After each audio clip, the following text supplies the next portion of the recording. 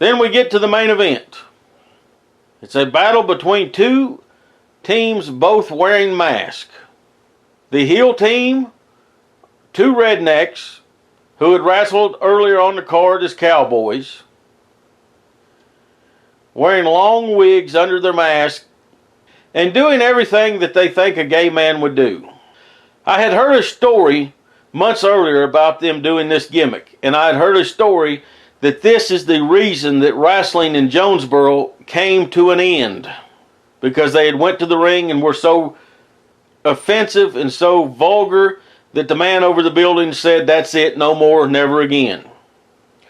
I also heard that this same gimmick got him thrown out of a school in Greenville, Tennessee. Why anyone would allow this to go on, or why anybody would think this is funny, I have no idea.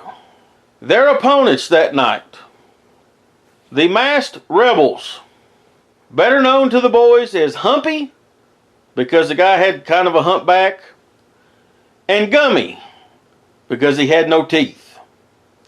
They were the two guys that put the ring up most of the time.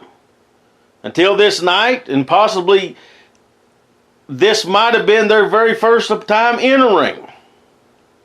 I had no idea that they had ever wrestled or even thought about wrestling.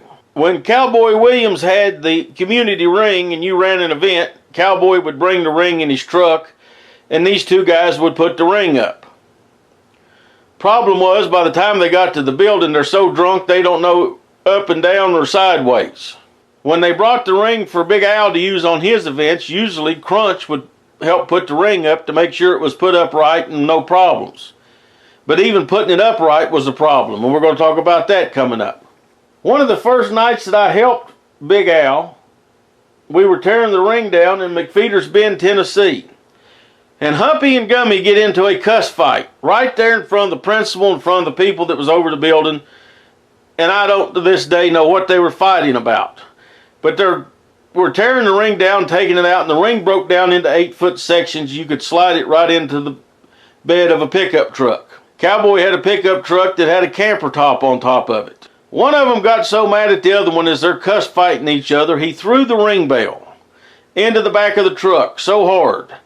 It went through the camper window, through the back windshield of the pickup truck, hit the front windshield and cracked it, and ended up on the dashboard. This is the kind of people they entrusted to put the ring up that could possibly get them killed in. But on this November night, they go to the ring in the main event because that week they paid the rent on the building, so they were in charge of the PWA and had decided they're in the main event. They're in tennis shoes, dirty jeans, t-shirts, and red masks that they had got somewhere. They know as much about pro wrestling as I do brain surgery. The heels do their vulgar stuff. The poor guys that had paid the rent and paid their money to get to wrestle get very little offense. One of them gets thrown out of the ring. He has no idea what he's doing.